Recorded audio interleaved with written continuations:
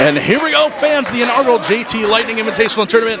I am AAW Acting President Matt Wadsworth. Joining me right now is someone very familiar with the action here in AAW in the Duke. That is true. That is very true, and I'm happy to be here. Part of the JT Lightning Invitational. Match one right out of the gate, Lyndon, Matt Fitchett. And I would be remiss if I did not mention the bomb you dropped before we started. This tournament is now for the newly vacated AAW Heavyweight Championship. Indeed, the Absolute Championship on the line. And Chest Flexor claiming to me on my way back to the locker room that they'd get it back. And I did point out to him, hey, they have 3 shots in this tournament. And this is their first one. And quite an interesting matchup to open the JT Lightning Invitational, and that 2 men known primarily here in AIW as tag team wrestlers. True, and what's also interesting is you see they're actually mat wrestling, which is not what you would expect from either one of these two.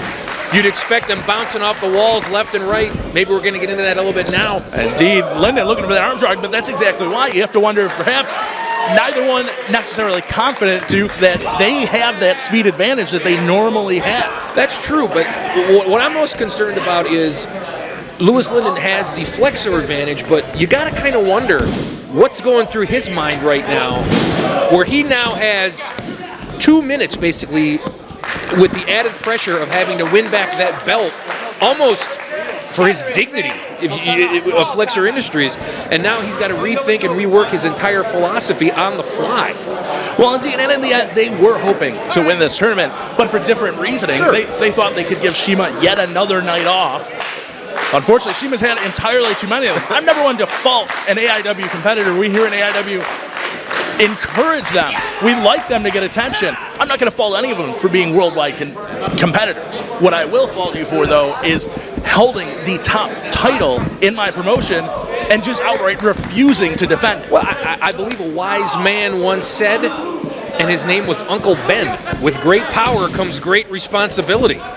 And CIMA, as the AIW champion, had great power. Not defending that belt shows no responsibility. Well, even that in the end is why I had to make that decision to strip it. And Chest Flexor can say all he wants that it was an unfair decision, but in the end, it's not like he's without opportunity. One man's unfair decision is another man's right decision, and you're not going to make everyone happy no matter what you do. Right. So, and we've spent the better part of 3 minutes recapping what happened at the Open. We haven't missed anything because these two are just going hold for hold, move for move, and they're right on top of each other. Well, indeed, neither one with an advantage. And this is exactly what you were talking about, Duke, that flexor advantage. And this is why I don't necessarily feel bad that he may feel it was an unfair decision, because they haven't exactly been playing fair, but it's Fitchett out of the way. And that's kind of what I was talking about, was Flexor now, a Fosbury flop over the top rope by Matt Fitchett. And Flexor, as I was saying, has to rethink his entire strategy. He might not have done that 5 minutes ago. He might not have said, I got to get involved in this match, but now he has to. And look what happens. Well, indeed, a great miscalculation there for Flexor Industries and for Lyndon. That's right now, but you do have to question Fitchett not following it up, and that's exactly why that's a mistake. That is true. You get that adrenaline, that momentum. The fans are cheering for you. It's hard not to acknowledge them. I've been there. But unfortunately, when you're with someone with Lyndon, who's effectively done a 180 over the last 6-7 months, he's not going to let you take that advantage. He's going to stay on top of you. He's going to put a boot right in your face, just like he did. Well, and I do partially understand Fitchett taking that time to celebrate with the fans, as the Sex Bombs, fairly new to Absolute Intense Wrestling, attempting to get that following, attempting to create that buzz around them that so many others, including their good friend ACH, have managed to do. But with what is on the line in this tournament, what is on the line not just tonight, but tomorrow night, if you can get through this first round, it was a huge mistake by Fitchett to not follow it up, and Lyndon definitely taking advantage, and we see the fallout from that decision. He's a young wrestler. He's impressionable. He gets caught up in the moment. This is probably, I'm going to wager, and everyone knows I like a good wager, I'm going to wager that this is probably the biggest weekend of his wrestling career, and he came off with a really nice move and got excited, and unfortunately now he's paying for it. Well, you do have to wonder if there is also that aspect At least, as I said, here in AAW, known primarily as a tag team wrestler, he's used to having Davey Vega to watch his back in that situation. That's not as easy a transition as some people might think. I mean, I've done it. I was tag team for a few years, tag team champions on more than one occasion. I had to go singles. It's not easy when you're getting beat up. Your first instinct is usually to look to the corner for your partner, and your partner's not there in this tournament. Pardon the interruption. Mr. Wadsworth, you got some explaining to do. Well, if you had been out here at the beginning of the show, like your job requires, you would have heard the explanation already. In the end, it's the right decision to make as we establish. But right there, we saw Fitchett looking for that Pele kick, nobody at home, and Lyndon looking to keep him grounded. Oh, quit avoiding the subject here. We're trying to talk about you stripped Shima Zion of the Absolute Championship, and I was on the phone. I was on the phone with Chess Flexer's attorney, and he told me some things, and I don't know if you're going to be happy with them, Mr. Wadsworth. Are you going to share them, or are you just going to speculate on them? No, I'm not a stooge. But right now, it's Lyndon in control, taking advantage of that. So you can tell, Aaron, I'm a little less than concerned with what his attorney may or may not have said. Right now, Lyndon making the cover. In the end, as a champion, you have to defend the title. You don't defend the title, you lose it. I mean, I could probably tell you off the air here what the attorney said, but you know, it just depends on what's in my envelope at the end of the night. Well, if you'd like, I could take a minute and go solo if you want to tell him, Aaron. Oh, so you'd like to leave? That's a good idea, Mr. Wadsworth. Kick the Duke out of here. Well, the Duke, for one, actually was here to do the job at the beginning of the show instead of off God knows what. Right now, we see Fitchett and Lyndon exchanging those pump kicks. And both men down in the center of the ring.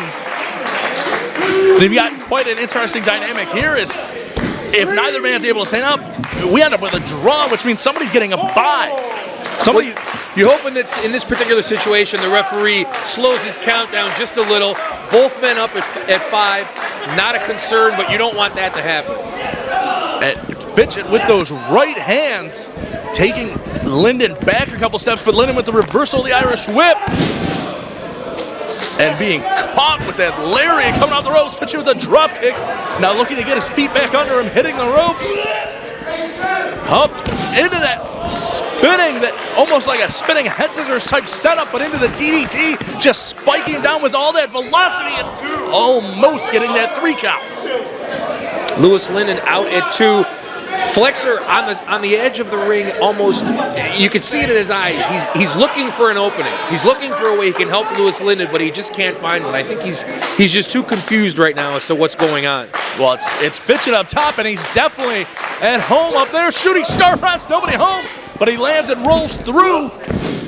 Lyndon, though, catching him with that boot right to the temple, hitting square on the mark, and that kick. Following it up, Fitchett has got to be on Dream Street, cover hook. Out at 2, almost kicked his head off now into what appears to be a cross arm breaker. And indeed, Lyndon seeing that he didn't have the pin, giving it up to make that transition. As the shoulder came off the mat, he grabbed that cross arm breaker.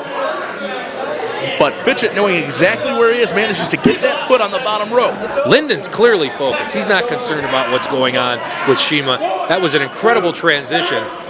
Back right on top of Fitchett, looking to put him away. Of course, Lyndon looking for a little retribution of his own here now, as at one point, I do believe that Flexor Industries had all but 1 title in AIW. Now they literally only have 1 left. That's right.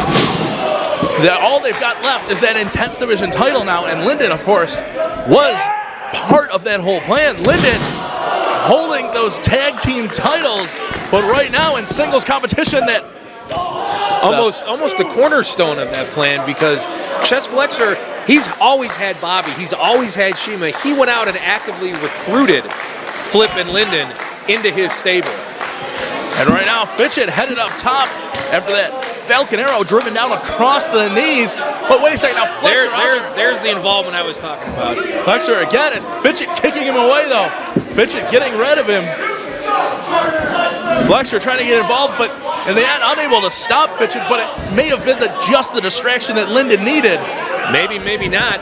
Fitchett driving Lyndon down with headbutts. Lyndon back up. And knee to the jaw. Indeed, getting that knee, getting the elevation to drive it all the way to Fitchett, who was seated on the top rope.